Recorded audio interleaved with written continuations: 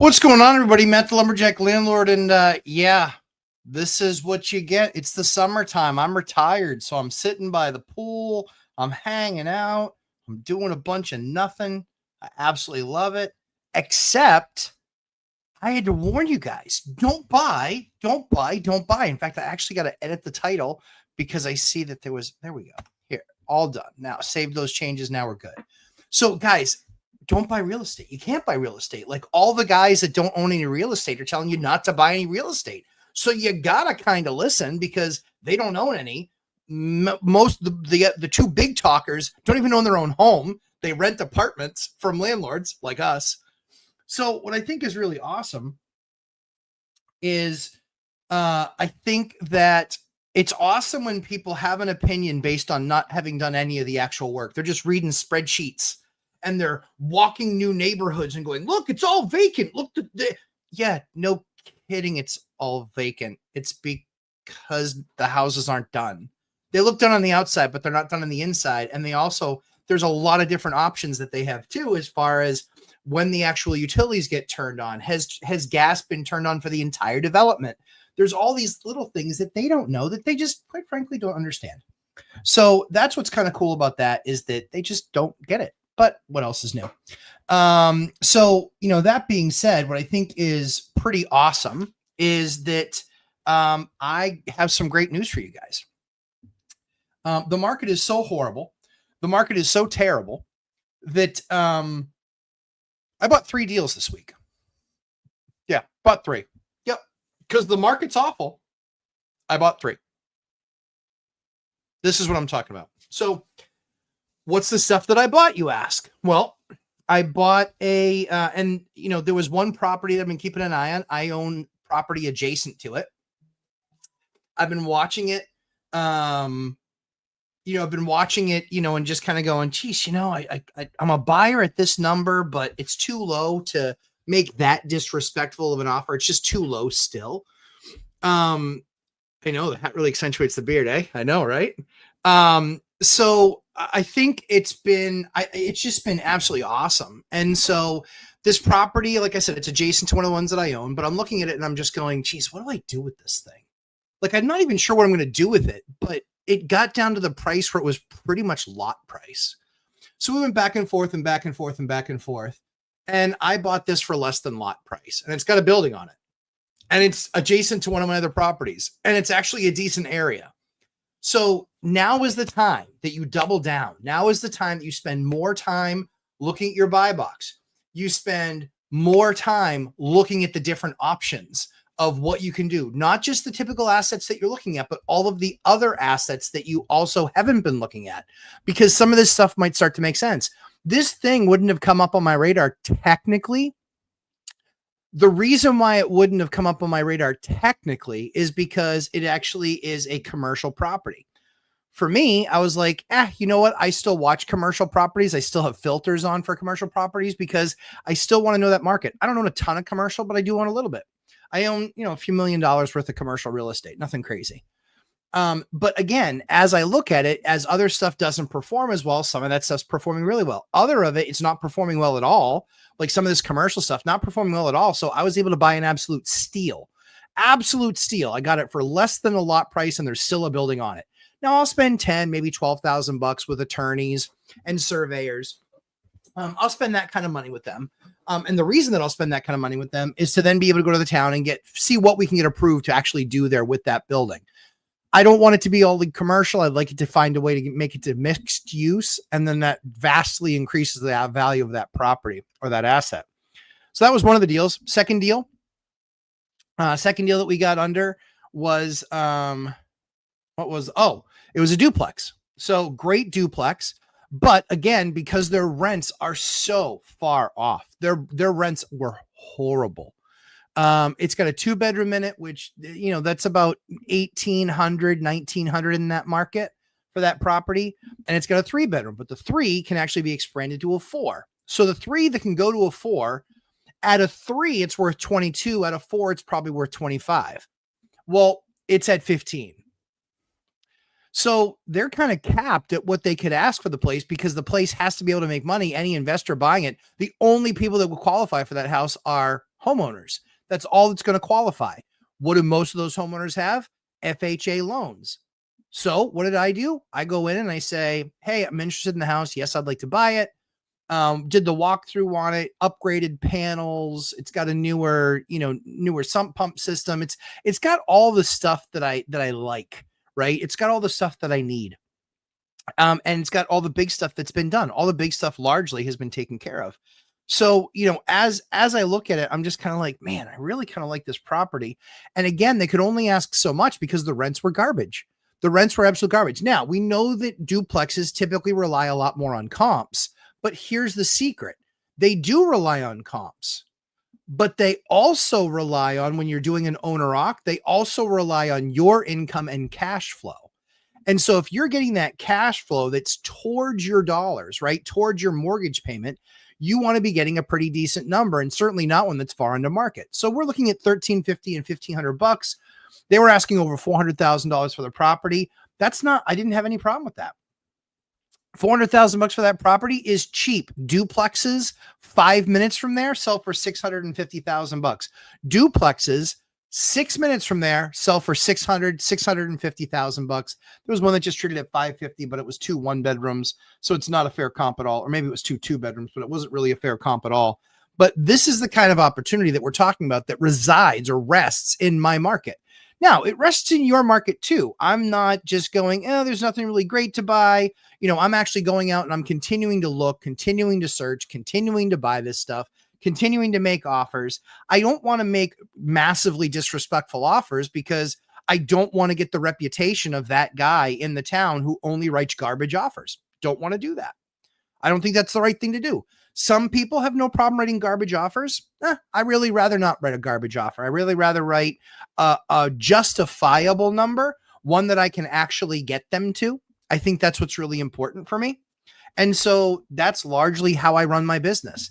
I will write an offer that I can justify. I will go to them and I will justify, hey, here's why my offer is what it is. So I gave them the offer. That's what it was. I did get a discount. I got them to also kick in $10,000 worth of closing costs. I'm going to have the opportunity to expand it and get a 4th bedroom in there.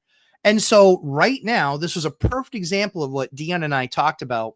What was it? Maybe a couple weeks ago, where Dion talked about buying a bad deal. So again, this is a bad deal that I would buy. Bad deal. Because very quickly, those rents are not going to stay what those rents are. Right? Very quickly. And so those rents will change. They'll be more like 18 and 25. So it'll be more like $4,300 a month. That building will then cash flow well over $1,000 a month. The numbers work okay. They're not negative. They're barely positive. But again, in having the relationship with the bank, not broker shopping, but having relationships with 3 or 4 banks, I went to them and said, hey, how comfortable do you feel on this deal that doesn't make any money right now? Do you feel comfortable enough based on the operator, guy who buys it, guy who makes it what it is? Do you feel comfortable enough with me to know that I'm going to get it where I need to in 6 or 12 months? And actually, all 4 of them said yes. All 4 of the banks said, oh, yeah, no worries. Like, you have a portfolio that supports what you needed to support. No, we feel fine about it. We feel good about it. So going through the process now, getting term sheets and all this other stuff. The crazy thing is the broker that's been in the business, she's been in the business for 30 years. She has no idea how commercial loans work. So I have no idea why she doesn't. Now, the reason I'm getting a commercial loan is because I own more than 10 mortgages in Fannie and Freddie. You can't own more than 10 mortgages with Fannie and Freddie on the residential side, because what they'll do is they'll actually say, that's your limit. It's 10. In 2007, they dropped the number from 10 down to 4. I was dead in the water as an investor and I couldn't get other loans. This is why I implore you guys, before the market shifts, before we start to see a downturn and we start to see Fannie Freddie get more conservative, before that happens, really what you guys need to do is make sure you have other banking relationships.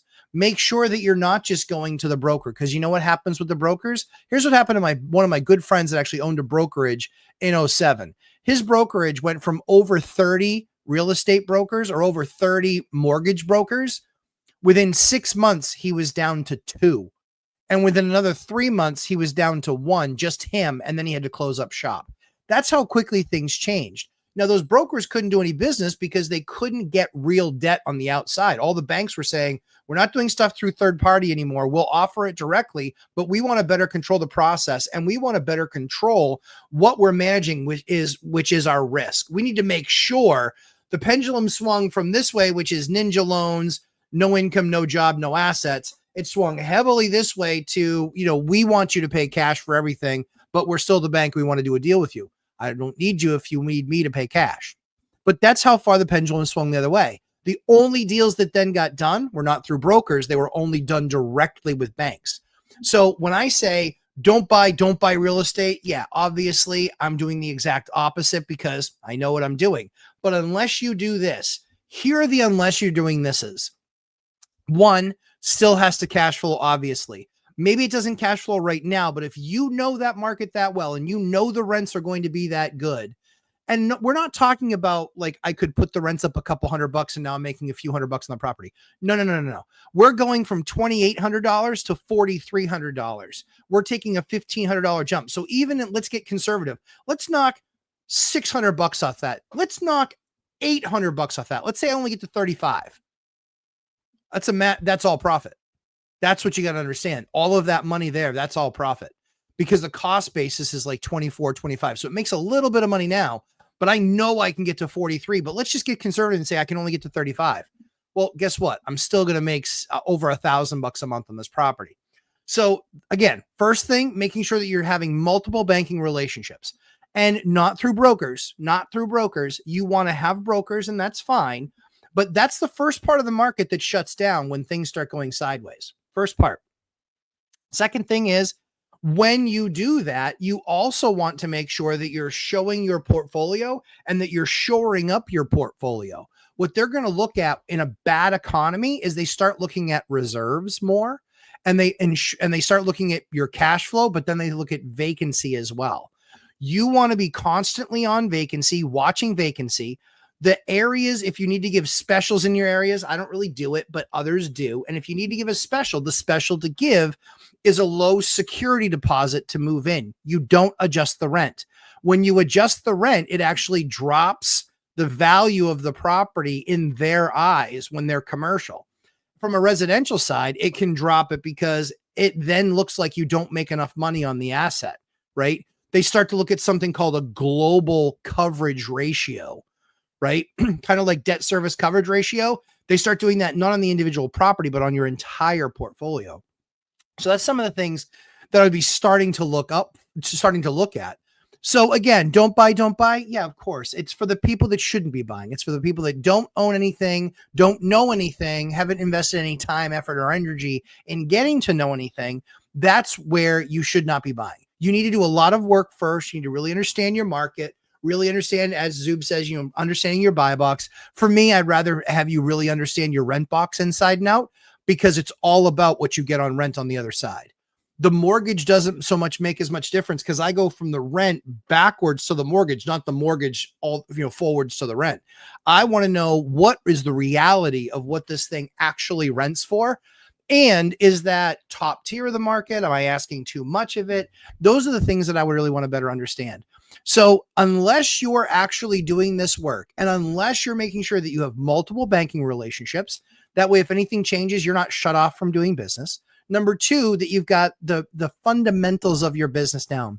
Vacancies are being taken care of, or you don't have them very long. You're starting to get long-term renters. But the other thing that you can really affect, be putting as much money into your savings as possible. The reason I say that is if they go out to the property, right, they're not going to go check your portfolio. So if they're looking at that thing and they're going, ooh, man, that needs a new roof. They're not going to do that. They're not going to reevaluate your existing asset. They're not going to do that.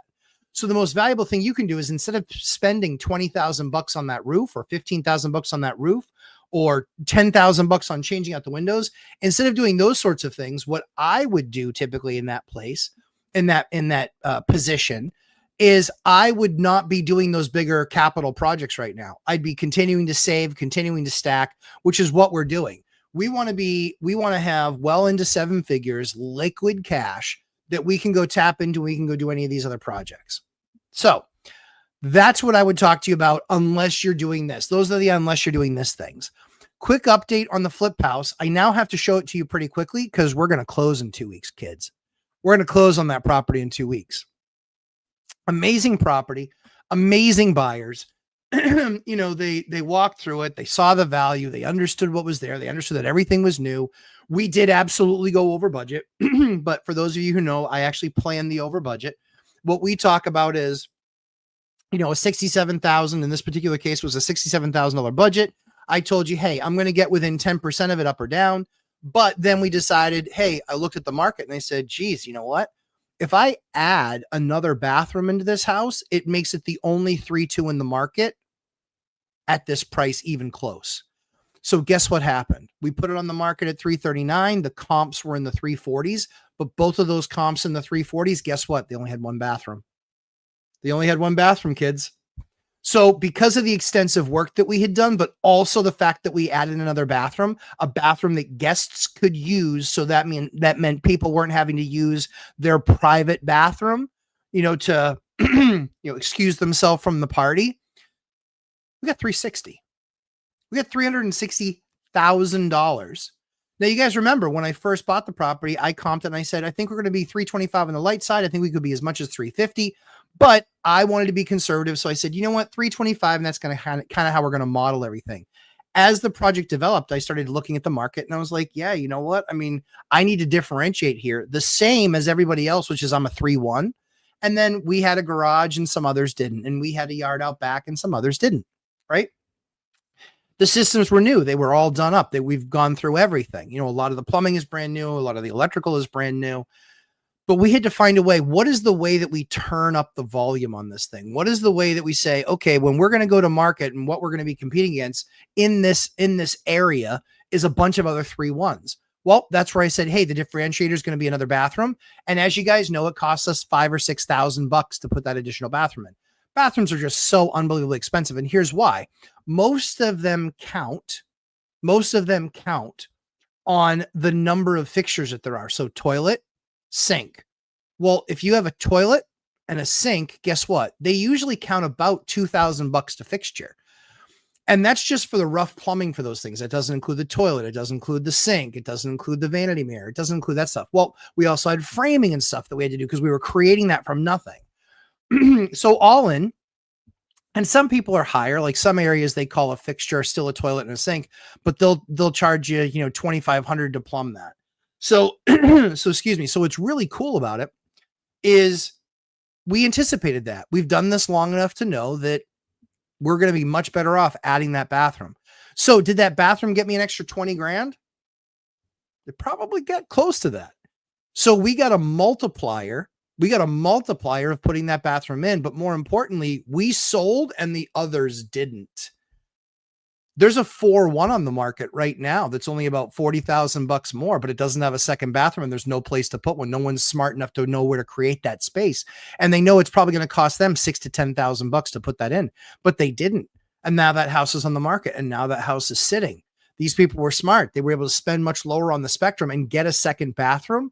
And so our bedrooms are a little bit smaller, but they like the fact that they got a second bathroom.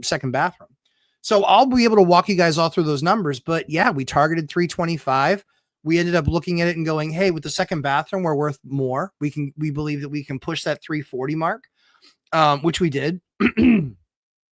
So in pushing that market, we did push it at 340. And then we had, guess what? We properly priced it because we got 23 showings in the course of 3 days. And we had 2 offers, but we had a bunch of other people that said they were going to do an offer. But then when they found out that it was a multiple offer situation, they basically just bagged out.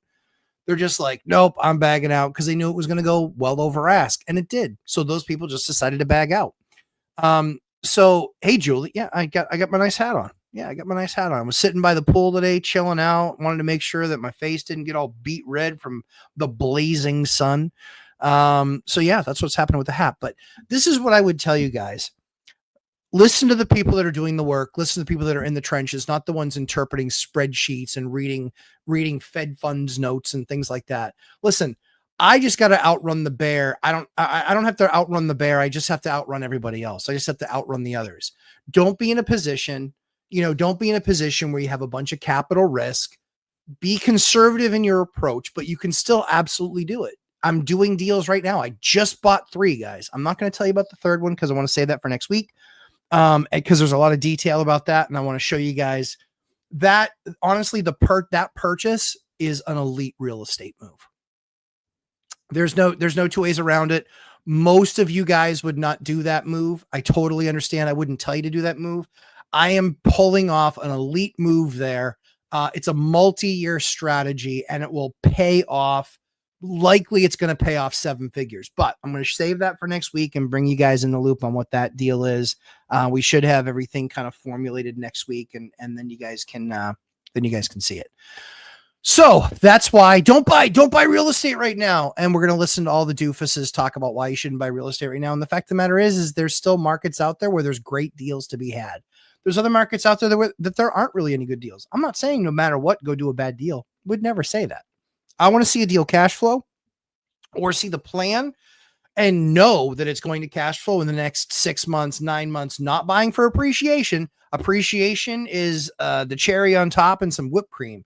I just want to know that I've based on how well I know my market and how many other deals are out there and how many other units are out there, that I'm in that good of position.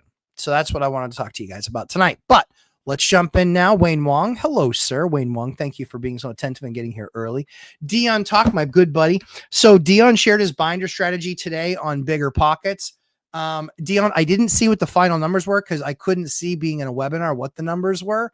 But thank God for Dion being the guy in the parking lot. Did an amazing job in delivering great messaging to people that hopefully that they can take advantage of, learn, understand, and start the process. But yeah, absolutely awesome. Hopefully you guys were able to attend. Milos, hey, Lumberjack Landlord, what do you think will happen if rates drop 2 or 3%? Rates are not going to drop 2 or 3%. Nope. Rates will only drop that much if the economy is really, really in trouble and every indicator starts to show that we're going to really struggle and that we're actually in recession. That's when rates would drop 2 or 3%, but they don't want to fight the inflation. They just don't want to fight the inflation. So I would not be buying based on the fact that that's going to happen. What I can tell you is the deals that I'm doing, you know what? They work at 7. They work at 7% interest rates. I still make my double-digit returns. They work at 7%. However, it sure would be nice if rates dropped a point or a point and a half, and then I am well positioned to refinance probably within the next year or 2 is my guess. But I think in the next year or 2, I can probably refinance. If I can refinance in the next year or 2, well, guess what? I'm down to 5.5. I make a lot more money on that asset, a lot more money. So yeah, it's just one of the things that makes me, gives me a case of the giggles. What can I tell you? So I don't think they're going to drop 2 or 3%, but I can tell you when they do drop, it's going to be based on the market having an issue. The market is going to definitely have an issue. And that's kind of what that's what rate dropping will help. But that's just my take on things. Sorry, I'm actually looking at something right now because we always have to monitor messages as they come in because yeah, I'm broken like that. So what? Want to fight about it? But yeah, interesting. Yeah, I think that's interesting.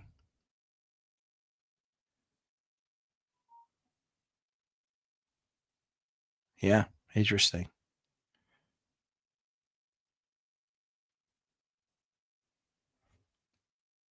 No. Oh man, that hat really accentuates your beard. Thanks, Josh Burdick. Dion Financial Talk. Today's haiku: rates fall like spring rain, buyers bloom, demand surges, prices chase the sky. Dion, well done. That's a horrible thing that I want to highlight a haiku, but sure, go for it. BuzzTune, what's up, Mikey? Good to see you. Josh Burdick, I missed a freaking deal. I've been watching. Someone snagged it before me. Should I submit a backup offer? Yeah, absolutely. I would absolutely. I've been a backup offer before, and the deal did come through. Yes, I would submit a backup offer for sure. Yep, for sure. And don't be too crazy about how low the number needs to be. Do it where the numbers work for you, right? Because you obviously knew the property. You've obviously been scoping out the property. Those are all things that we care about. So yeah, so from that perspective, absolutely, that's what I would do. I would be getting a backup offer in there. The other thing that you can do too is, and it depends on how you feel about it, depends on other parts of the deal. Sometimes I've just said, you know what, I'm not going to be a backup, but if it doesn't come together, give me a ring. Because what I don't want to do is I don't want the agent using the fact that they have a backup deal. I don't want them using that as leverage to say, hey, listen, that's fine. If you need to walk away, that's fine. We have a backup deal too.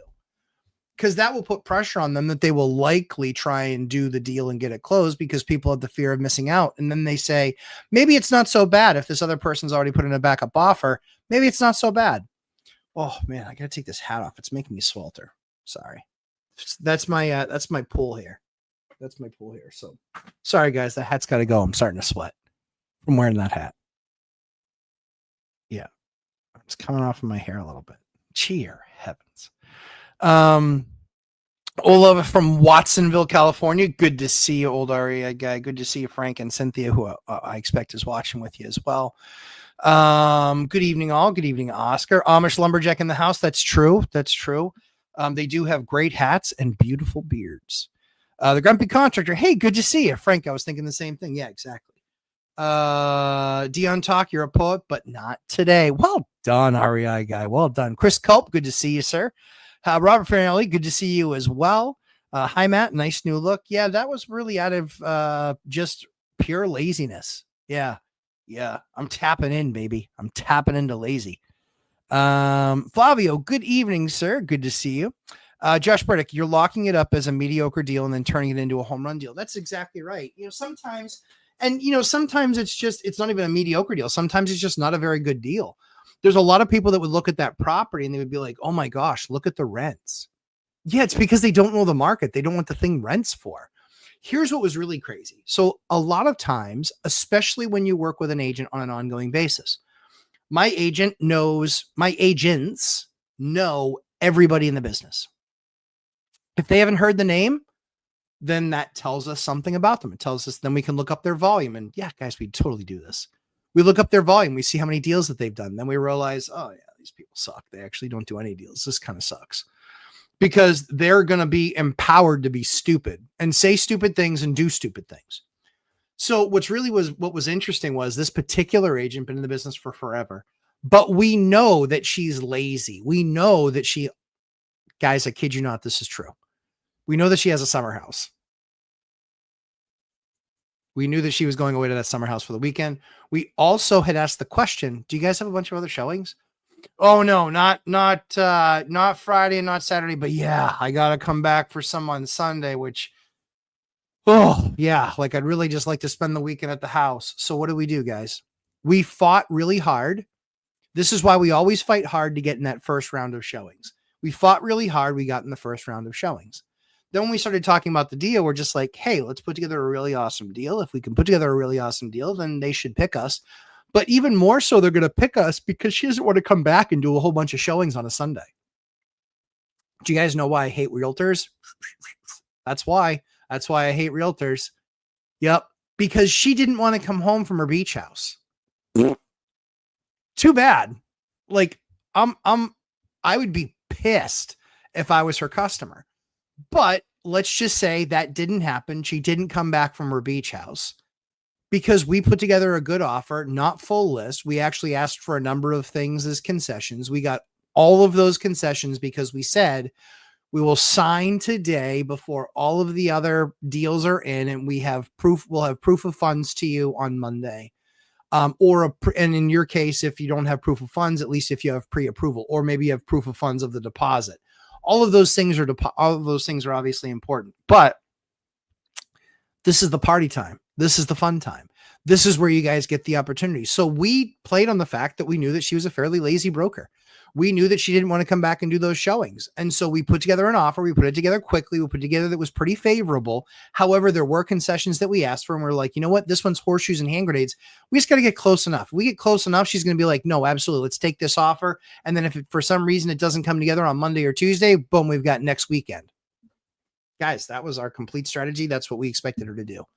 That's exactly what happened. It's exactly what happened. We got that deal under contract. So this is pretty awesome. Do local banks do DSCR? They don't. They don't. They're banks. So banks don't do DSCRs because they have different regulations. It's always brokers that actually have back-end lending that do DSCR. So, if you look at Velocity Mortgage, they sell their mortgages to insurance companies. Convoy Home Loans, which had a great. I've done work with both of these guys. Steve Dow was great. Jonathan was great from Convoy. So yeah, so banks don't do them, but these other companies do them.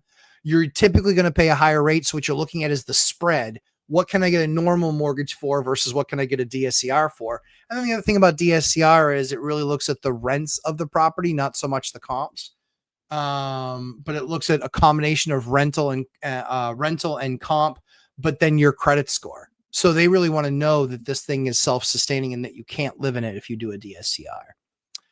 MJ, you back in action? Welcome back. I am back in action. I am excited to be back. Last week I was back in action, but the week before that I was at a memorabilia show hanging out with my buddies.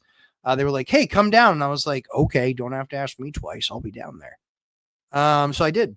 Josh Burdick, when you say brokers, who are you including in that definition? I'm including brokers that don't work directly for banks. I want to be doing deals directly with banks. Any of these brokers, they have a list of lenders. And that sounds really sexy. Well, see, we have an advantage over the bank. And the reason we have an advantage over the bank is because we work with 20 different banks. And so we just place your loan where it makes the most sense. It's true. It's true. Part of that's true. However, they also get compensated outside the bank, and the bank that deals with them on the broker dealer side, the bank rep gets a commission, then they get a commission. So you are paying more money to close deals through them in almost all likelihood. The idea is that you start to want to make that trade-off, right? You can go to any broker. You can do it anytime you want. You can always be working with that other broker, and they're working with 20 different banks, but you're just a number. So in the beginning, I wanted to be just a number. But at the end, or in the middle, if you will, as I started to build my company, I wanted to be a name. I had to be a name to them, not just a number. Because if I was a name, then I could get the president of the bank on the phone. If you're dealing with any of these brokers, you can't even get their senior lender on the phone. You can barely get one of their VPs on the phone, and they likely don't know who you are. And they're like, "Hey, all of that stuff gets serviced through the broker, so we don't have anything to do with that." That's why you want to own that relationship. It's one throat to choke, but it's also the conversation, right? Which is, "Hey, I want to go light in on this deal." I went to one of my banks and I said, "I only want to do 20% down on this deal." He's like, "Yeah, our standard's 25." And I said, "But let's figure out that like maybe we could do the 25% down and some sort of a credit back based on something that I show you guys, or we do a small construction loan against it because I really want to get the place sided." Got that deal done. No broker's doing that. No broker to one of the 25 companies that they rep is going to do that. They're just not going to do that. It's very much that company gives the broker the rules and the broker tries to navigate within it. And if you're a Fannie Freddie mortgage, it's even worse. Because if you're going to get sold to Fannie Freddie, if that debt's going to get sold to Fannie Freddie or get backed by Fannie Freddie, here's what's even worse that happens. They have their criteria for what you're allowed to get for a loan. And maybe that debt isn't even being sold to Fannie Freddie, but guess what they do? The company says we have to follow that strict standard because if we ever want to sell this debt, we want to know that it meets the standards of debt that we would want to sell. So then we can put it in a bucket and go, "Here's all the stuff that we have and let's move this thing along," right? That's one of the really incredible things kind of about this process. So anyway, those are the things that I would tell you I think are really critical. And as you roll through it, I think you'll be incredibly surprised that relationship will pay for itself. And in fact, I'm going to give you a relationship story in just a second after I get it through a few more questions. Robert Fairley, correct. I filled a vacancy a few hours ago, signed a lease, and collected a deposit. I only had to do half deposit. Welcome. Rent stayed the same for the last tenant, only 1 month of vacancy.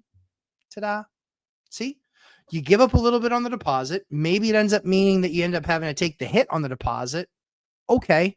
but you got it rented. You got it rented at a higher, at your right market number, and you got a good tenant. You got a good tenant because they wanted a deal. I know some of these bigger landlords are taking deals away from me, and they're taking deals away from me because they're saying, we'll give you 2 free months. I'm like, 2 free months, F off. Like, I'm not giving 2 free months, but I will give a reduced deposit if I had to. I haven't had to do that yet. So it's been pretty good. MJ, so when doing a rehab, what comes first? Roof, masonry, framing, HVAC, ductwork, plumbing, then electrical, gut rehab job. Oh my goodness. Yeah. So you got to take the course, MJ. And if you're in the course, why would you ask me such a question? What comes first always is the roof. If the roof needs doing, I need to know that I'm not going to get any more damage in the property. So I start with the roof. I work at the top and I work my way down. The next thing that so before I do the roof, I'm gutting if it's a gut job, and that's what you're saying, is it's a gut job. What I would do is I would gut everything first. When I gut everything first, I would see how bad that roof job actually is. And is it something that it's a 20-year-old roof and I can get 5 to 7 more years out of it if I just make a couple repairs? Or is it something where I look at it and I go, ooh, yeah, this is really bad. We got to get this thing replaced. So then if it becomes really bad and we get this thing replaced, then it's like, okay, we got the thing gutted. Well, now we don't have insulation catching water anymore. So it depends on how bad the roof is. But typically I'm going to do gut and roof right around that number. So I'm going to do gut and roof. And then masonry, it depends on what the masonry is. Once you have everything exposed, then I'm going to be looking at doing any framing work that I have to do.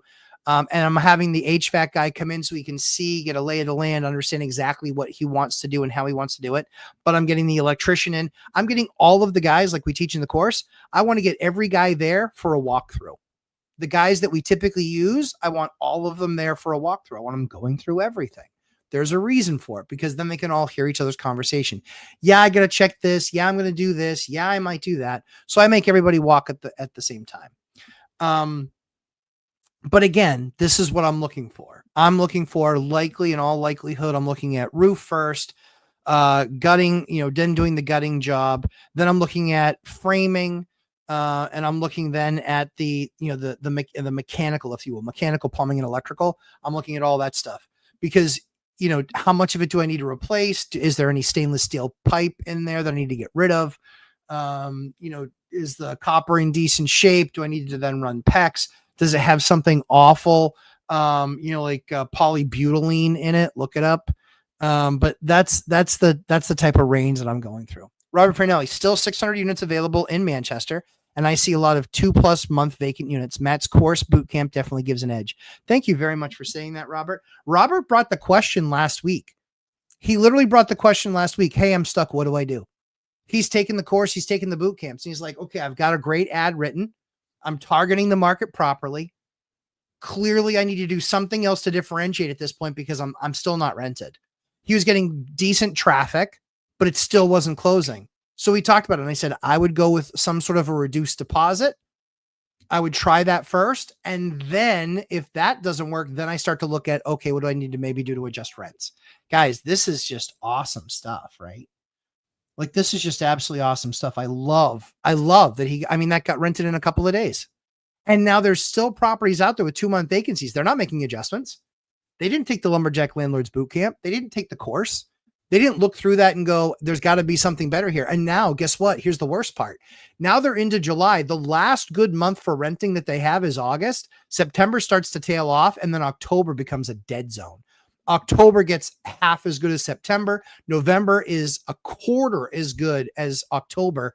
And December is a 10th of what November is. It gets really bad really fast. And then January sucks because now we're in the peak of winter where we are.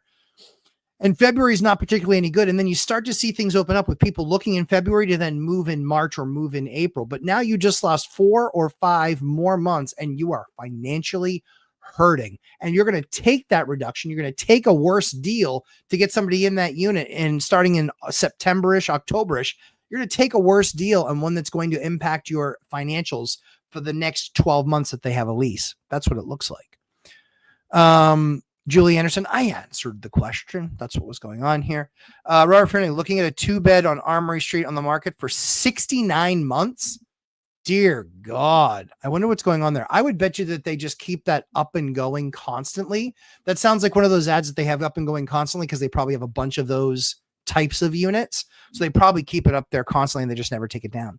Hey, Anna K, always good to see you. Brett, MKE Investor, good to see you, Brett. Any suggestions on how to remove cigarette smoke from a unit? Yeah, there's a bunch of them. If it's like stained plastic and things like that, you can use like hydrogen peroxide and a Q-tip. It'll actually clear up the yellowing of the window. The other thing that you can do too is you can literally wash the walls because it's nicotine that stained the walls, but there's formulas online for natural stuff where you can literally just spray it on the walls and you can literally watch it just run down. Then you just wipe away. That might take 2 or 3 different coats. But then once you get down to a solid base, you're still going to need to repaint, but then at least you can repaint, right?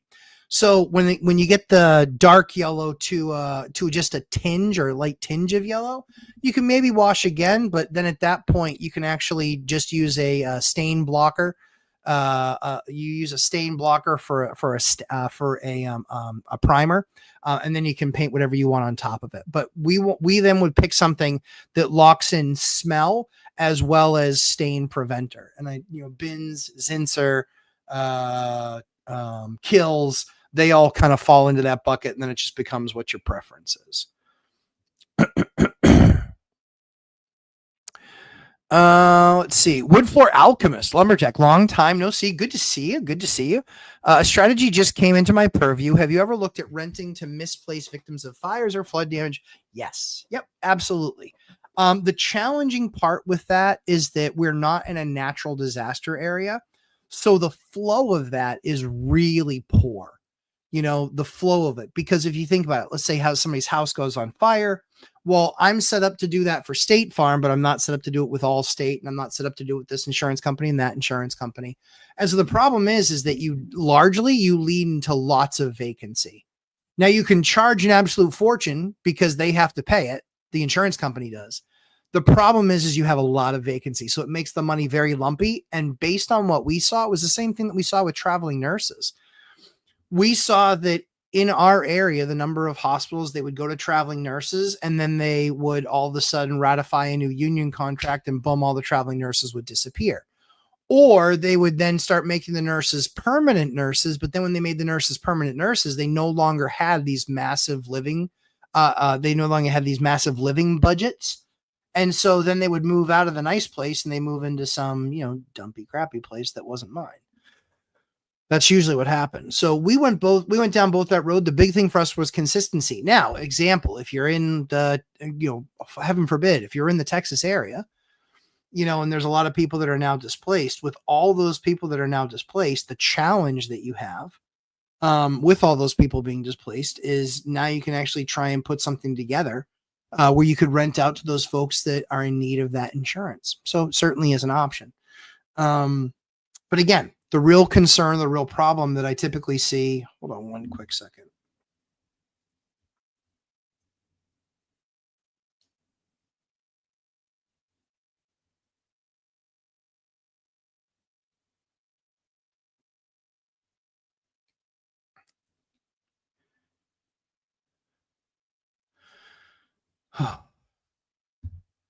Had to make sure to message back.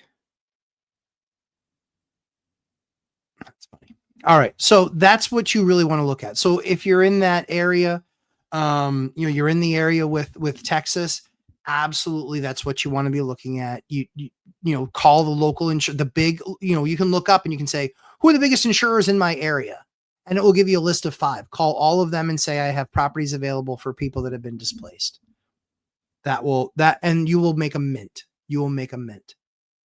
Placing tenants through insurance companies can be lucrative in some markets. Yes, it's lucrative in every market. Old area guy, Frank. So it's lucrative in every market. Here is the issue. This is where you continue to get clobbered.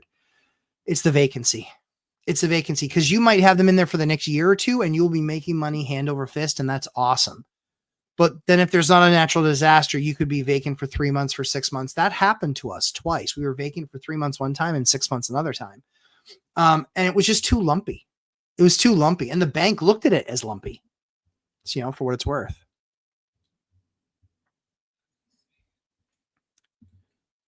Let's see.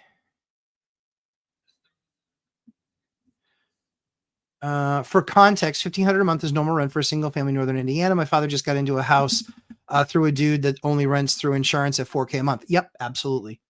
It can have, sometimes it's not that crazy, but it can be. It can be. The biggest issue, like I said, is the lumpiness that you have on the other side, because you have to hit it right. You have something vacant and it's like, okay, let me try and fill it with somebody with an insurance need. That's awesome. Yeah, it's awesome if you can. GVU, is this actually live? Yeah, I'm actually live, my man. I go live every Thursday, 6 p.m. PST and 9 p.m. EST, just to answer questions. My bad, I meant 69 days. Yeah, that's honestly, see it all the time. And it's people that are like, nope, we have to get this price. Nope, we have to do it this way. Nope, nah, dude, it is what it is. Yep, is what it is. Anna K, is a lender like Cross Country Mortgage or Movement Mortgage Company a broker? So they can be just a mortgage company and just a servicer of mortgages. Again, that's really the problem. That's the problem, is that they aren't a bank. And so what banks do is banks actually live off deposits. What they do is they lend out the deposits of their patrons. And so when they rent out and when they basically do that the way that they do that, the deposits matter to them and you get more of a name with the company. Then it's like, hey, let's put this together. So yeah, so it's not like, so those are real, those are mortgage companies, but they are not banks. I want to be with the bank because I want my deposits to matter, right? When you guys start to get bigger, when you get to 4 buildings or 5 buildings or 6 buildings, one of the really cool things is when you get to 4, 5, or 6 buildings.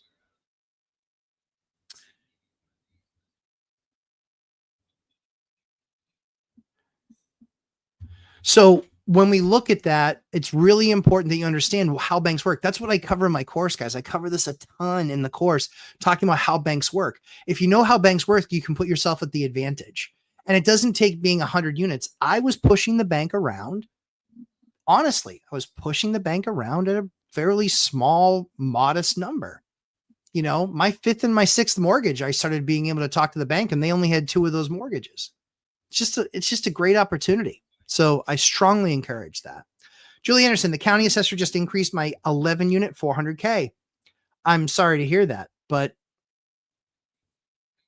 sadly, I would expect it.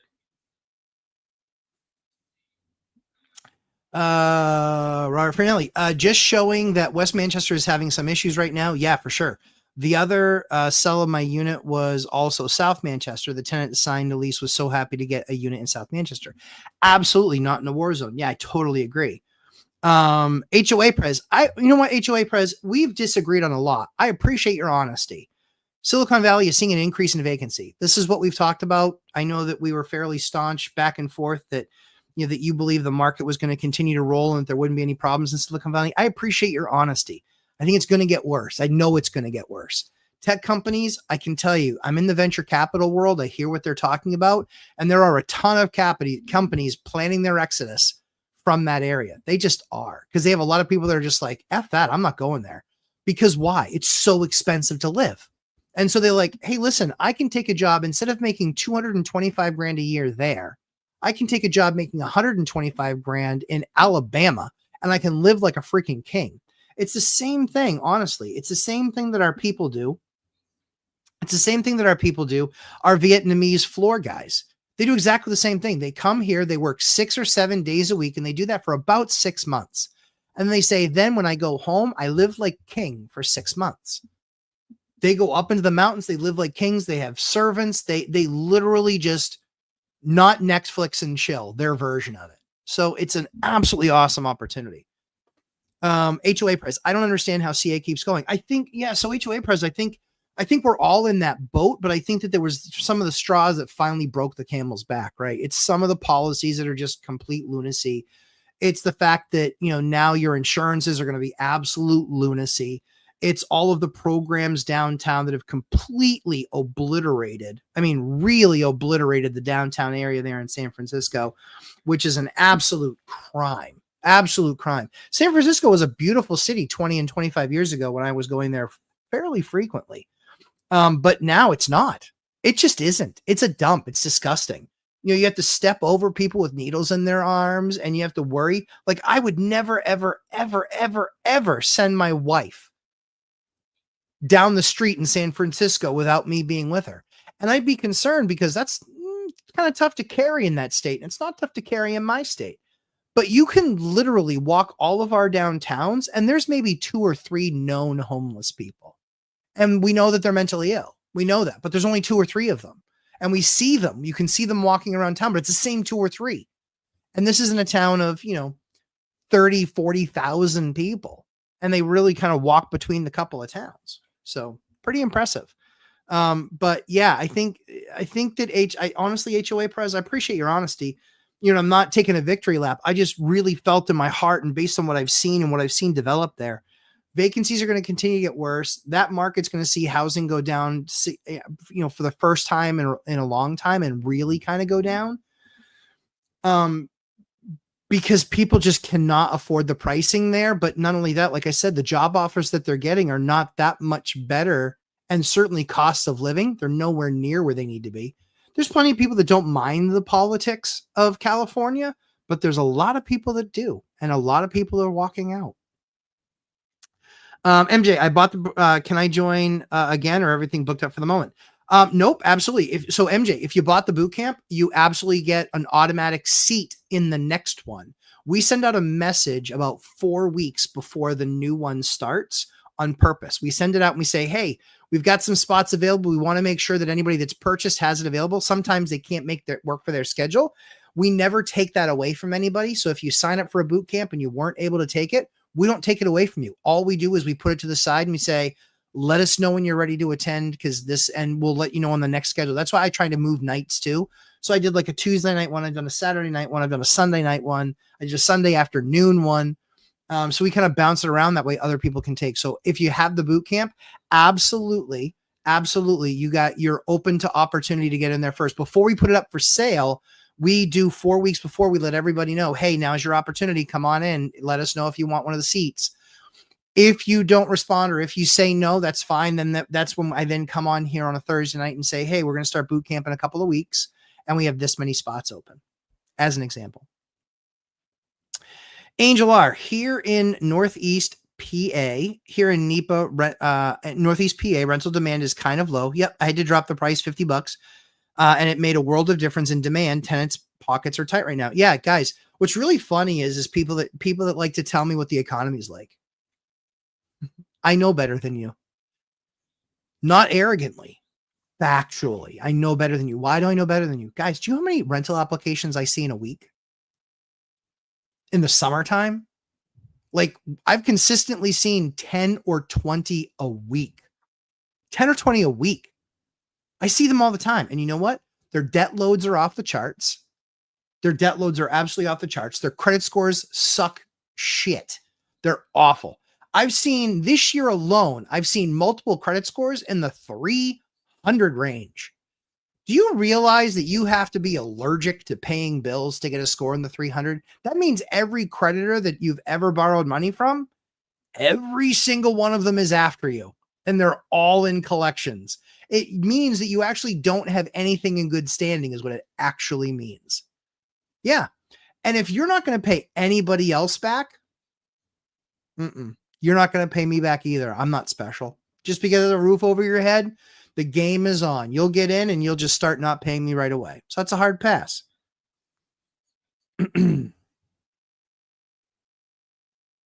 Yeah. So,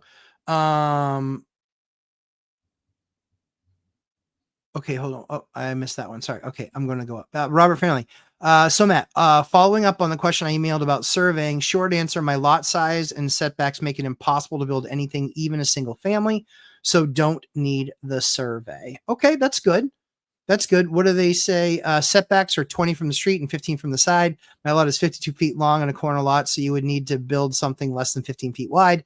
So maybe tiny home from that perspective. But again, this is what I was talking about. You have a non-conforming lot. Also, a 0.12 acre lot need 10,000 square feet to build anything. So again, non-conforming, and then that's where you have to go down the path of a variance, and then proving hardship, and that's essentially the path that you have to go down to. Yeah.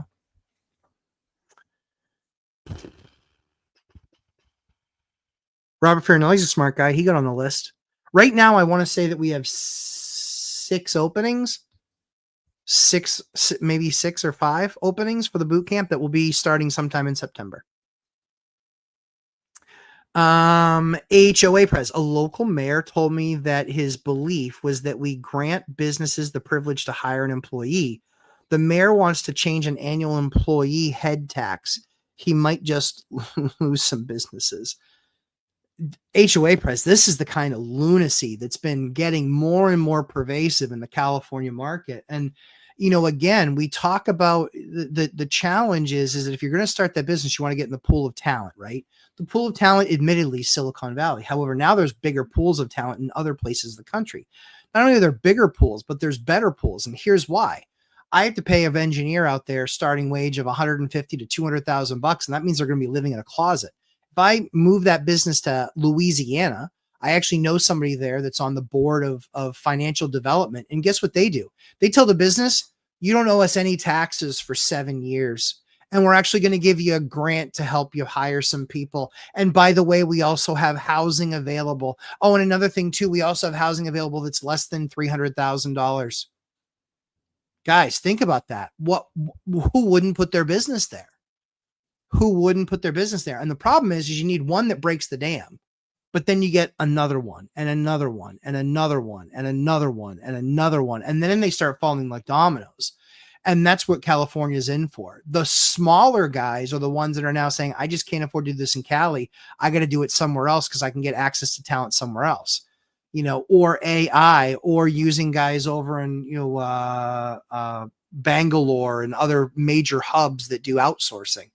So I think that's going to, markets do shift. Markets do change. They do. And I think that I believe that California had started down that slippery slope a few years ago, especially with just some of the crazy stupidity that they were allowing happen on their streets, for what it's worth. So HOA, I appreciate you mentioning something. Chase is saying that over 50% of their workforce will be laid off in 5 years. Yeah. There's going to be a lot of pretty inexpensive real estate in the next 5 years there, because everybody has a major workforce in California. And they're all trying, because think of it this way. If you're a multinational, right, you can pick which country you want to be in, but usually it's the US that you want to be in. Maybe it's Ireland in some cases, maybe it's overseas in some cases. It ranges, right? But that's kind of the key, right? You look at it and you go, yeah, I mean, okay. Yeah, like I guess we could do it that way. So then you do it that way and you put it, and you're in the US. But then you're national throughout the US. Well, do you want people in New York? Guys, look at the billions of dollars that are pouring out of New York City right now, because everyone's like, no one's going to leave New York. No one's going to leave New Jersey. What, are you kidding me? There's a reason the Statue of Liberty faces the other way, Jersey. And so people are leaving and they're going to Florida, and they might not like it and they might move back. They might, but they're not. They might, but they might not. And they might also move from Florida to somewhere else. Maybe they move to the Carolinas. The Carolinas is becoming a big destination. There's actually something called the Technology Triangle there, in Raleigh, that is massive. And then Charlotte is one of the banking capitals of the country. Do you know who the insurance capital of the country is? It's no longer Connecticut. It's Iowa. Guys, people are moving out of these progressive, expensive tax, high cost of living states because people can't afford it. And New York is a toilet. I hope they nominate this guy as mayor.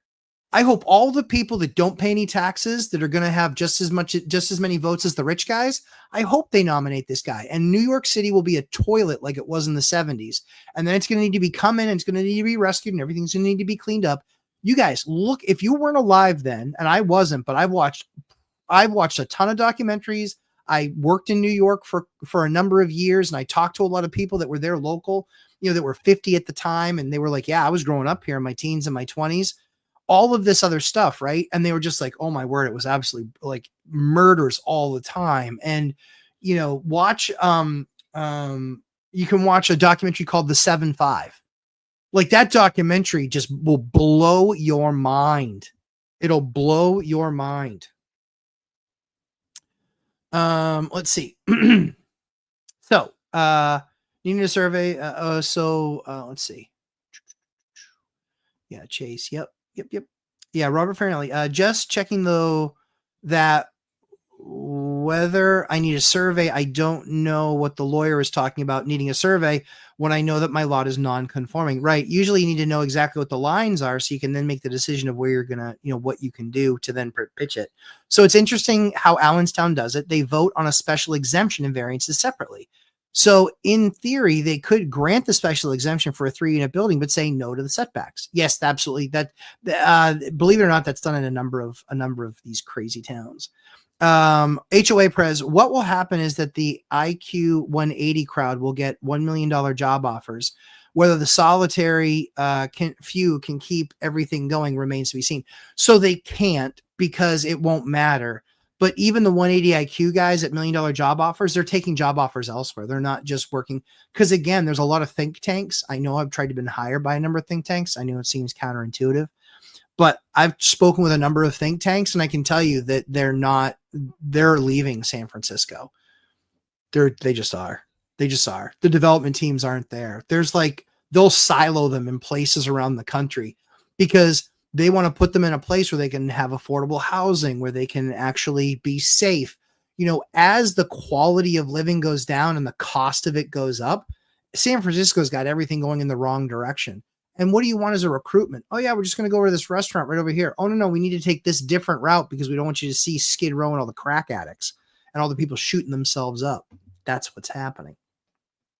So, Robert, apparently I saw it happen when they voted 4-0 to grant a special exemption for a 3rd unit, but a 3-1 variance, but 3-1 for a variance for lot size. Yeah. So what you really have to do is talk about and make sure that you're understanding the dynamics of the city and understand, hey, there's, this allows me to put a unit in there that's an affordable unit. And, talk about Section 8, talk about, how few units are in there for, that are affordable for single moms, and say, yeah, Allenstown can't shoulder the load of doing it all ourselves, but we should participate in part of that mission. Dude, I kill in front of those city councils because I'm talking about the problems of the city and how we can remedy them because I'm willing to step up and remedy their problem.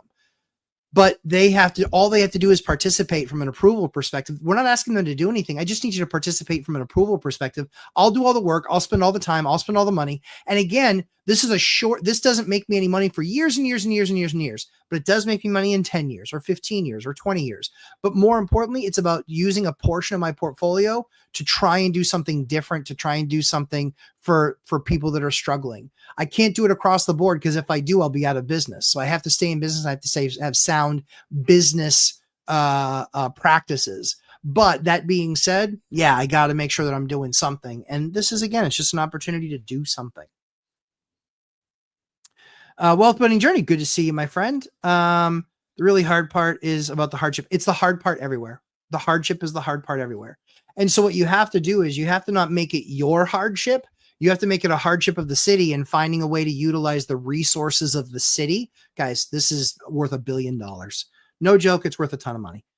You have to talk about the hardship of the city and the fact that it needs to be there for its citizenry. And the only way that housing can continue to either stay flat in price or even slightly incline or slightly decline is if there's an increase of supply. And the best way to increase supply is within existing buildings because it increases the tax base for the city, but it also allows for a reduction in the cost of the unit. The reason it does that is because I had a mortgage, I'm paying this. Now, if I do a bunch of work, I have to pay a little bit more to pay the debt. However, it doesn't go up nearly as much as everything else. So it actually allows me to keep the rents more reasonable because I have to be cost plus. I have to be 2,500 plus another $400 or cost plus $500.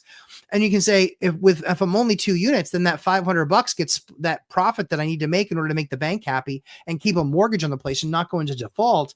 I had to do $500 a month. Well, if I'm doing 502 units, but I can do actually 700 or 650 in 3 units. Well, sure, I make the money that's covering the debt that I need to cover. But most importantly is I'm less susceptible to market shifts, which means my tenants are less susceptible for me having to make changes financially and increase rents year over year. It needs to become about their hardship, not yours.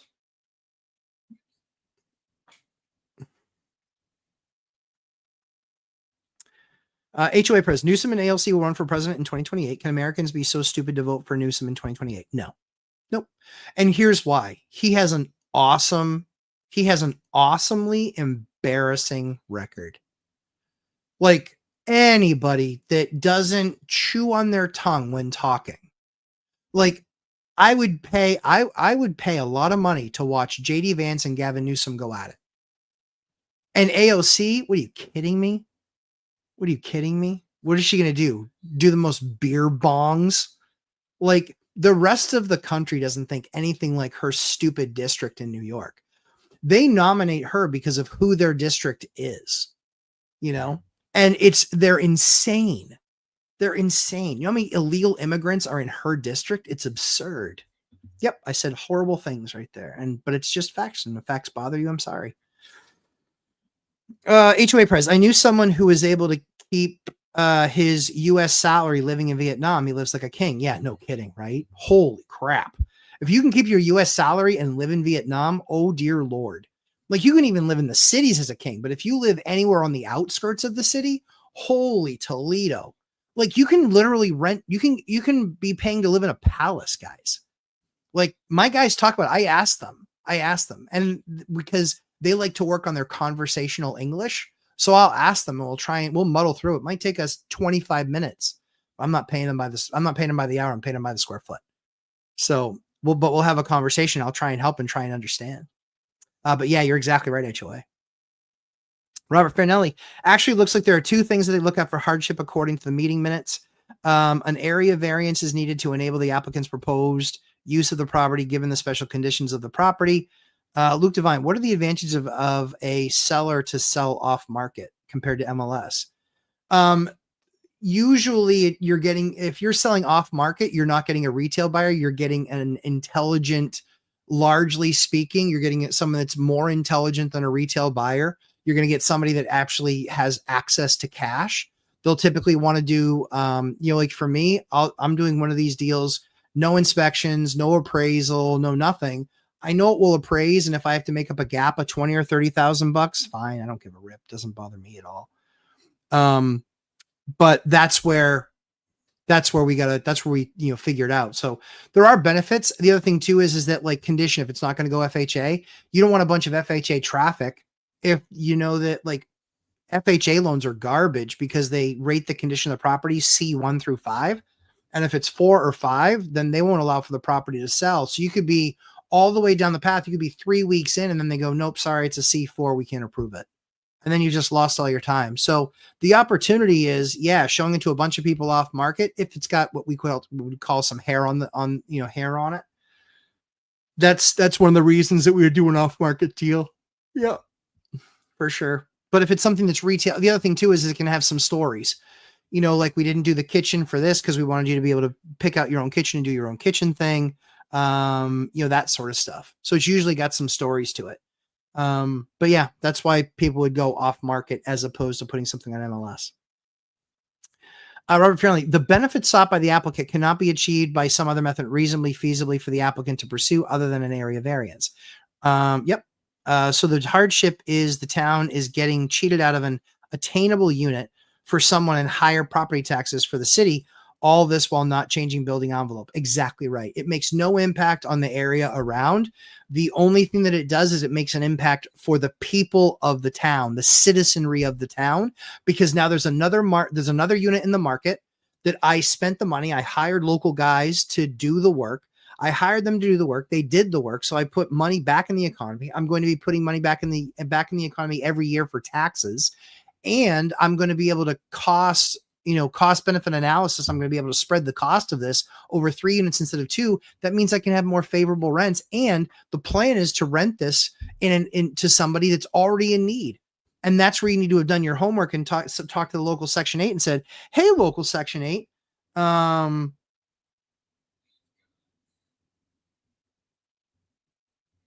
let's see.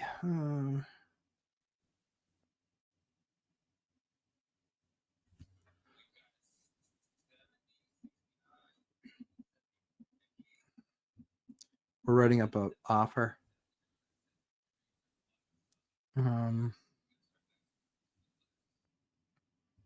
I think it's number 2.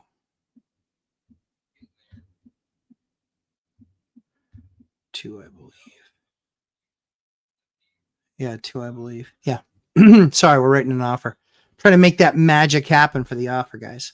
And again, 10, 11 at night, we're writing offers. I'm doing live streams and writing offers. HOA Prez, rents in Southern California, a surprisingly large number of illegal aliens are self-deporting. See ya. And that's the thing is, that's why they don't be fooled. The amount of federal benefit that they get, the amount of federal benefit that they get for housing illegals is off of the charts. It's off the charts. And that's who's helped shape the politics of California. So yeah, I think California's in trouble, as well they should be, because they've been cheating for far too long. HOA Prez, went to, yes, I already covered that. HOA Prez, I went to a zoning meeting and said, we all want more housing, but we make it harder to build more housing. That doesn't make sense to me. Yeah, exactly. I knew that stayed homeless for 4 years, but worked every day as a plumber. He finally got a contractor's license, saving $200K. Yep. And left California. There you go. All these crazy expensive things and stupid rules and stupid licensing. Like, yeah, of course I want my guy licensed, but what are we going to put the guy through? Right now in a year, New Hampshire has thousands of plumbers a year retiring. Thousands of plumbers a year are retiring. Think about that number, thousands. That's why everybody is weeks and weeks and weeks out. Julie Anderson, thanks for spanking my behind about self-managing. You're welcome. You're smart enough. You're hardworking enough. You can absolutely do it. You took the course. You listen to me on a weekly basis most of the times, but you can do it. And people that don't self-manage, man, I'm telling you, you are giving more of your money away. It's too much, guys. It's too much. You're giving too much away. It's too much. Just checking this one thing that I see coming up.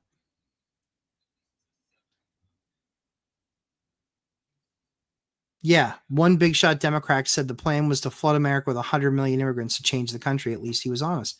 That's exactly right. That's what they wanted to do, guys. It's just math. It's just math. And to believe that either side speaks completely honestly about any of this stuff, come on, they don't. They don't. They have their own agendas. So how does it feel, right? How does it make you feel? What's it make you look like? And yeah, HOA Prez, people don't care about the housing. They're not in my backyard, NIMBY. I brought a plane to the city and said, hey, I can put 24 tiny homes here. Guess what happened? Nope. Another guy did it with 38. He goes, yeah, I have a big, huge company. My people have trouble finding housing. I want to make it available to my housing to my folks. So they can have some affordable housing. Yep. You know what? The assholes in the neighborhood, the 9 people that own $500,000 houses or $600,000 houses, came with pitchforks and fire. Yeah. Yep. And then after I bought the property, then they threatened me. And I go, yeah, you're barking up the wrong tree, fucko. Yeah. Fuck around and find out. I'm not going to back down. That guy has a reputation that he cares about to be, because he has a business in town where he has to make sure patrons still go. I don't have that. Yeah, I don't have that. So if you want to play a game with me, we'll play that game. But you can't stop me from what I'm building in my city. And if those constituents from one ward, maybe I don't get that one ward's vote, but I get everybody else's. That's all that matters. That's how you win at city council, kids. So yeah, so I'll whack him upside the head with my member. Guy's a jerk. And then he offered me money to not develop on the land like it was a big amount. It was a joke. Yeah, it was a total joke. I was like, nope. LGL. Hey, Larry Bird. Good to see you. Thoughts? Let's see. Thoughts on people's bad perceptions of landlords. Last night on a UE stream, someone compared landlords to cops. Yeah, I mean, honestly, like I love UE. I think Simon's the man. I haven't been able to watch very much of him recently. But yeah, I think he's just an absolute stud, and he thinks of things that nobody else thinks of. The problem that I have is that there's a lot of libtards that show up in that stream that just have no clue, not only about economic policy, but they just don't know what it's like to be boots on the ground. If, think of it this way, right? So everyone laughs at me when I say I don't think college is really needed. And they're like, well, yeah, I bet you want a doctor or a lawyer went to college. Yep, that's true. So let's think of it that, right? So you go into an office and you need a life-saving surgery. You need a life-saving surgery. It's really, really important. You have to have it, right? Are you picking the guy, right? Are you picking the guy and you sit down in front of the doctors, and let's say there's two doctors in the room, and one doctor says, yeah, I've done this thing I've done this surgery probably 8 to 10 times a month, and I've done it for probably the last 20 years. I actually invented this surgery. I teach on this surgery. And yeah, our results are better than anyone else's in the industry. That's doctor number one. Doctor number two is, yeah, I just, I hear it talked a lot about at parties. My uncle's a doctor. I have a friend. I think they went pre-med in college. I think. But yeah, let's give this thing a shot. Let's do that operation. Let's just split you open and let's get this thing done. Those are the idiots that talk about being landlords when they aren't them. That's them. They're picking that doctor. Why would I ever listen to anything that they have to say? They've never done it. They've never walked a foot in my shoes, let alone a mile. They have no clue. I've forgotten more about landlording this week than they'll ever know in their entire lives. That's why their opinions are valueless. They're valueless. And then they're like, well, you just bring up one anecdotal example after another. Dude, it's not anecdotal. It's actual experience. And they're not going to put on your resume, can you Google it, bitch? They're not going to put it there. You're not going to find that anywhere on your resume that they're going to care. They're not going to be like, well, my real concern is that you know how to Google this. No, they want you to have experience and know with all this anecdotal experience, anecdotal stories. Yeah, they come from experience. I'm not a politician going, yeah, I smelled this girl's hair one time like some creepy politicians do. I'm saying, yeah, I've been doing it for 20 years. I have conversations every single day. I live in the world of banking. I talk to tenants all the time. I talk to real estate agents every single day. I've talked to 8 real estate agents in the last 4 days. So yeah, these are all people I talk to. So it's not an anecdotal story. It's one after the other, after the other, after the other, which makes it research, which makes it carry weight with me because I'm going to make informed decisions. So the idea behind these imbeciles that talk badly about landlords, you hate them when you ain't them, number one. And number two is they're likely going to be tenants for a very long time. And if they get lucky and get out and actually become a homeowner, they likely had help, or they had to do just, or they were really late in life when they actually got their house. Like, they're not ever going to be factors. They're not ever going to be sitting at the success table. They just aren't. And it's not to say everybody that isn't a landlord isn't successful. No. But 90% of the millionaires in this country were made millionaires by real estate. 90%. You're not Zuckerberg, pal. Bad news. So 90%. So that's the path of least resistance to become a millionaire through real estate, because 90% of the millionaires in this country became it through real estate. I'm going to go down that path. Let's see. HOA Prez. Yep. Nope. I already covered that one. Luke Divine. Would you recommend buying a first property off market, no inspection? No. Your first property? No. Would I recommend it when you get 23 years in and you can walk a property no more than 95% of the inspectors out there? Would I recommend it at that point? When I go to do a showing, my showings don't take 7 minutes. My showings take 40. But I look at all the stuff like I teach people in the course. I'm looking at roofs. I'm looking at outlets. I'm looking at panels. I'm looking at foundation. I'm looking at, the layout of the apartment. What amenities can it provide? Does it have a yard? All of these things are the things that I'm looking at, which I assess and go, this thing hits most of the spots, most of the boxes. This is going to be a rental unit. And compared to what else I know in the market based on what else I own, I kid you not, I own one house this way from that house, like literally across the street. I own another one down the street, 4 down. I own another one 5 down. I own another one across the street from that. I own one 5 down from that, down that side street. I know the market. And so, yeah, your first one, never, ever, ever, ever, ever. It can be an off-market deal. The problem that you're going to have very often is there's no one there necessarily to have the conversation of reality of what something's actually worth. The cool thing is that if you're willing to work through that process and find it together, then you can potentially do a seller finance deal. But the key is for you, no matter what, with the bank, with the bank, the issue that you're going to have, hold on. I'm just looking at the offer, guys. Give me 1 second. Just a reminder on this one. Any contracts don't give us endless time to research title. We should get this over to the attorney or title company. Yes. Okay. Okay. Okay. Yes. Can do.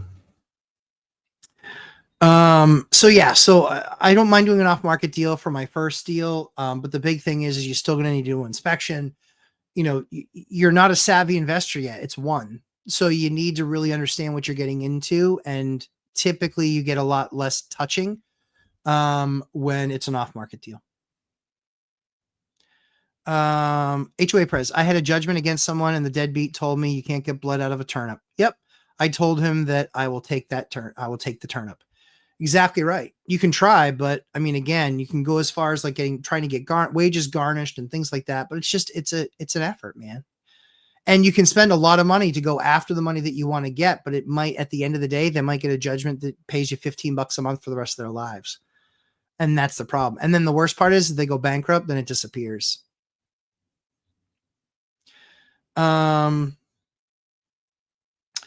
Let's see.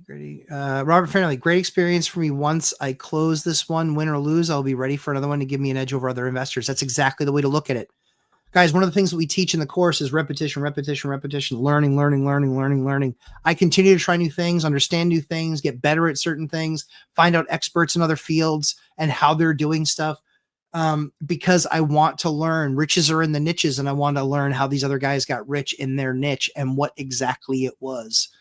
That's made me better over the years. And so not being afraid to fail, because Farinelli's looking at it exactly the right way. He's not afraid to fail. He doesn't want to fail, but he's not afraid to. And he's like, hey, listen, I got to go down this path. I got to spend this money. That's an investment in education. I'm going into it with as much opportunity as I possibly can and with as much intelligence as I possibly can. I don't know that I'm going to win. I could possibly lose, but I have to at least take this path because I got to understand what might fail. And just because you fail one time, it's not like double jeopardy on a crime, like you can't reapproach them again. You can ask them, and that's where I'd like to hire an expert like FX to get in front of that board and have those conversations, because he can do those things. He's in my state. Farinelli's in my state, so I gave him some resources that I know are really good at this. Andres Matos, how are you, sir? Hi, Matt. I have a triplex, exactly same plans. 2 are occupied for $1,800 and 1 has been vacant for 3 months. I've reduced the rent to $1,400. Will the other 2 tenants complain? Maybe if if they're searching, but there has to be, what else is going on when are you not getting any people showing up and looking at the unit? Then that's one thing, right? If you're getting people showing up and they're walking away, why are they walking away? And you need to be getting the answer to that question, why they're walking away. Still have other op-ramps in this deal. That's exactly right, Farinelli. Exactly right. HOA Prez. One may not like Trump, but he gets his stuff done. It's true.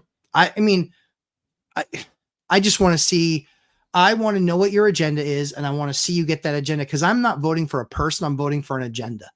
And when I'm in a two-party system, I had an option of that meathead Kamala or Trump. It was very easy for me to make my decision because she was a blathering idiot. And there's proof by that, because what's she done since other than collect fees for speaking? Like, it's silly. It's just silly. HOA Press. An expert is a person who doesn't learn anything new because then he would no longer be an expert. Harry Truman. HOA Press. I failed with my finances, so I have to tax successful people so that they can fail with me. Yeah, exactly right. It's socialism, right? Buzztune. For outside wood stairs and deck to a second floor unit, what maintenance should be considered? Pressure washing, restaining yearly. You don't have to restain yearly, but you should pressure wash, depending on the overgrowth and things like that. So, and it doesn't have to be like a crazy pressure wash, like bringing it all the way down to the wood. It doesn't have to be that crazy. And it doesn't have to be every year. Just take a look at what the maintenance is, but you want to keep that decking in good repair, because then the only other option is replacing all the decking, and very often you have to replace the stringers when you do that too. So keeping it clean, keeping it good, you should be good. Maria 28. I can't believe how expensive buying a new HVAC system is. Yeah, no kidding, right? So I've bought, I think, 10 or 12 this year. They used to be like the $3,000 to $5,000, $3,000 to $4,000 solution, and now they're like $7,000 to $9,000. It's expensive, and they're even more expensive if you do these systems that I do, which is I don't put the heads on the walls. I actually put what are called cassettes in the ceilings. I like those options a lot better because it's nice. It's a clean look. You don't have this big ugly thing sitting on the wall. It's a little bit more expensive, maybe $1,500 to $2,000 to do cassettes versus the wall-mounted ones, but it just looks 1,000 times better. How are you using AI in your business or life? I don't use a ton of it. I don't use a ton of it. Yeah, I don't use a ton of it. You know, it's usually for gaining perspective or insight, or maybe something that I hadn't considered. But again, the biggest challenge that you have with AI is that it's building off of data sets. And so what data set is it? Is it the ChatGPT data set? Is it the deep fake data set? You know, so the data set that it's coming off of. And then I know that, you know, Deanna and I have talked about it too, is how you ask the question, right? So that's where a lot of people go the sideways, the wrong way with AI. All right, we got a few minutes left. HOA Press. I taught a basic finance class once in high school students, and I never understood how one can graduate from high school without being able to make a budget or balance a checkbook or even write a check. HOA Press, you're dead on. Look at how many 18 to 22-year-olds can actually write a check. It's almost 0%. They don't even know how to write a check. They don't know how to balance the checkbook. And they just take for whatever's for granted as what's in their bank account is what's in their bank account. It's crazy. Robert Friendly, FX is great, but he's recommending that I find someone else because A, he has no experience with Allenstown. Yep. B, his cost will balloon due to assistance. Yeah, that's for sure. You'll pay him almost $400 an hour to travel there, and then $400 to travel back. So I think that's right. And you can find somebody there local, but that's what I would do. I would try and find somebody local. What you should do is you looked at the minutes, which is brilliant, right? One of the things that we teach in the course is you look at the minutes of the courts or the councils. But look at the people that have proposed the stuff most often there, and then interview those people. Learned a lot from FX. Great guy. Yeah, he's brilliant. And he does it. I mean, sadly, he does it in front of like 20 or 30 towns. You know, he does it in front of 20 or 30 towns. And he does it consistently in front of those, but they're almost all like east. Yeah, true story. HOA Press. I had the pleasure of helping someone clean out a meth lab. You have to be careful. Yeah, very careful. I mean, that stuff can really damage you if you're like breaking sheetrock and creating fumes. It's scary stuff. Hence I am talking with two guys who are having done the work of the town before and deciding which one is better. Love that. Absolutely love that. So the other thing that you can do too is you can talk to them and just say, hey, do you have a couple people I could just reach out to on some plan that was like this that you got approved? Really my scale there would be just what they've actually gotten approved. That's what I would be looking at. Yep, I'd be looking at what they've actually gotten approved. Not what they argued well, but what they actually got approved is what I'm going to be looking for. Guys, thank you so much for the amazing questions. It is 10:30 and I have to go upstairs and I have to actually read this contract that I was just sent before we can send that letter. Guys, as always, it's an awesome pleasure being here with you guys on Thursday nights. Thank you for all the amazing questions. Yeah, I was going a million miles a minute because I had a lot of information to get out to you guys. But yeah, don't buy unless you do what I talk to you guys about. Making sure that you have that second line of financing lined up. Make sure you have other people that are willing to finance the business and finance your deals, creating those relationships at local banks, not the wham bam, thank you, man, brokers in most cases. You want to go to multiple places and you want them to have a banks because you want them to want your deposits. You want them to want your deposits. That deposit base is what makes those banks grow, which allows them to lend out. How much they take in deposits is how much they can lend out. So that's what's so critically important. So I appreciate you guys. Have an absolutely fantastic rest of your week and stay tuned. There will be updates over the course of the weekend on Instagram and such. But yeah, we'll talk about the big deal that we're trying to work on the contract for right now, get it done. We're going to talk about that deal next week. I literally caught up as I was concluding. Man, you were listening to me fast, and I was already really super fast tonight anyway with so much information. But next Thursday, you guys will get the full update on what is without a doubt, it is an elite level move, a multi-year strategy that you guys can start watching out for now in your deals and in your areas, because I think it will. I think it'll make a big difference in your lives. These are the deals that don't make 50,000. They make 500,000. So this is an elite level type of deal. It's absolutely something you guys can get to, but I'll show you guys how to do it next week. So next Thursday. So guys, have a fantastic rest of your week. I will see you guys in the next one. See you, everybody. Bye now.